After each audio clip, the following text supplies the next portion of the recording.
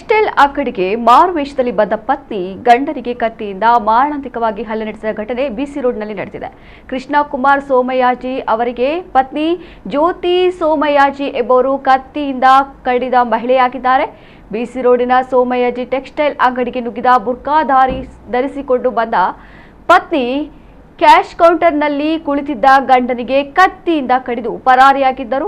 ಗಂಭೀರವಾಗಿ ಗಾಯಗೊಂಡ ಕೃಷ್ಣ ಸೋಮಯಾಜಿ ಅವರನ್ನ ಮಂಗಳೂರಿನ ಖಾಸಗಿ ಆಸ್ಪತ್ರೆಗೆ ದಾಖಲಿಸಲಾಗಿದ್ದು ತುರ್ತು ಚಿಕಿತ್ಸಾ ಘಟಕದಲ್ಲಿ ಅವರಿಗೆ ಚಿಕಿತ್ಸೆ ನೀಡಲಾಗ್ತಾ ಇದೆ.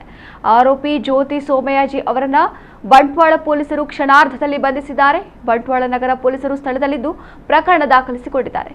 ಇತ್ತೀಚೆಗೆ ಕೌಟುಂಬಿಕ ಕಲಹದ ಬಗ್ಗೆ ಮಾತುಗಳು ಕೇಳಿ ಬಂದಿದ್ದವು.